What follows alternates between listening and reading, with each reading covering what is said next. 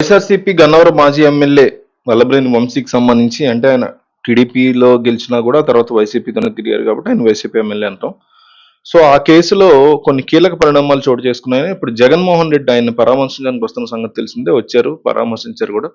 అయితే ఈ విషయంలో పోలీసులు కీలక ఆధారాలు సంపాదించినట్టు తెలుస్తుంది. బాధితుడు సత్యవాదం చెప్పిన విషయంతో పాటు నిందితుడు వంశీ హైదరాబాద్ నివాసంలో లభించిన ఆధారాల ప్రకారం ఈ కేసు దర్యాప్తు చాలా పురోగతి సాధించారంటున్నారు. గన్నవరం టీడీపీ ఆఫీస్ మీద దాడి కేసును ఉపసంహరించుకుంటే బాధితుడు సత్యవర్ధన్ కి 40 లక్షలు ఇస్తామని ఆఫర్ చేయడంతో పాటు అడ్వాన్స్ గా 20,000 చెల్లించారని పోలీసులు ఆధారాలు లభ్యమైనట్టు తెలిసింది. టీడీపీ కార్యాలయం మీద దాడి కేసుతో పాటు ఎస్సీ ఎస్టీ అట్రాసిటీ కేసు ఉపసంహరించుకోవాలని వంశీతో పాటు ఆయన అనుచరులు తనకు డబ్బు ఆఫర్ చేశారని బాధితుడు పోలీసులకు వాంగ్మూలం ఇచ్చినట్టు చెప్తున్నారు. కేసు విత్డ్రా చేసుకోకుంటే తీవ్ర పరిణామాలు ఉంటాయని వారు హెచ్చరించారని బాధితుడు ఆరోపించినట్టు సమాచారం. నిందితుల బెదిరింపులతో తాను కోర్టుకు వచ్చి మేజిస్ట్రేట్ ముందు వాంగ్మూలం ఇచ్చినట్టు తెలిపాడు. బంధువుల ద్వారా హైదరాబాద్ నుంచి సత్యవర్ధన్ పిలిపించిన వంశీ అనుచరులు బాధితులతో మాట్లాడి ఆ తర్వాత వంశీ వద్దకు తీసుకెళ్లినట్టు చెప్తున్నారు. మేజిస్ట్రేట్ వద్దకు వంశీ అనుచరుల కారు మీద వచ్చినటువంటి బాధితుడు తిరిగి వారితోనే వెళ్ళినట్లు పోలీసులకు సమాచారం అందింది. అదే సమయంలో తమ సోదరుడు కనిపించట్లేదని సత్యవర్ధన్ తమ్ముడు ఫిర్యాదు చేయడంతో మొత్తం డొంక కదిలినట్లుగా చెప్తున్నారు. ఈ కిడ్నాప్ కేసులో మొత్తం 6 హస్తం ఉందని చెప్తున్నారు. వీరిలో 5 అరెస్ట్ చేయగా మిగిలినటువంటి నిందితుల కోసం పోలీసులు గాలిస్తున్నారు.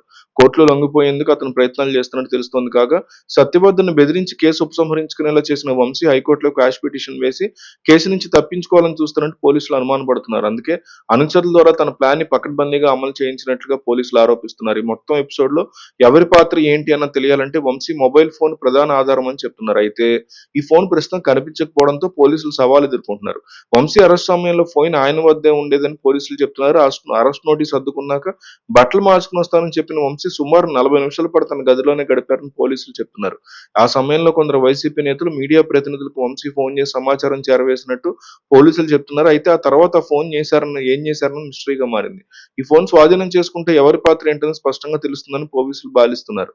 మరోవైపు బాధితుడు హర్షవర్ధన్ రీసెంట్ గా మేజిస్ట్రేట్ ముందు ప్రవేశపెట్టే అవకాశం ఉంది. గతంలో తాను ఇచ్చినటువంటి స్టేట్మెంట్ ని ఉపసంహరించుకోవడంతో పాటు కిడ్నాప్ కేసు మీద కూడా ఆయన వాంగ్మూలాన్ని నమోదు చేసేటువంటి అవకాశాలు ఉన్నాయి. అదే టైంలో వైఎస్ జగన్మోహన్ రెడ్డి ఆ విజయవాడ సబ్ జైల్లో వల్లభనేని వంశీని కలవడానికి వస్తున్నటువంటి నేపథ్యంలో టీడీపీ తీవ్రమైనటువంటి విమర్శలు చేస్తుంది. జైల్లో ఉండేటువంటి ఖైదీలన్నా నీకు అంత ఇష్టం ఏంటి జగన్మోహన్ రెడ్డి?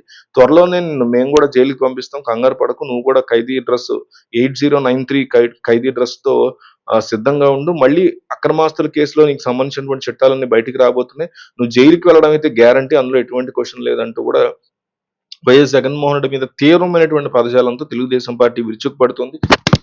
ఈ అంశంలో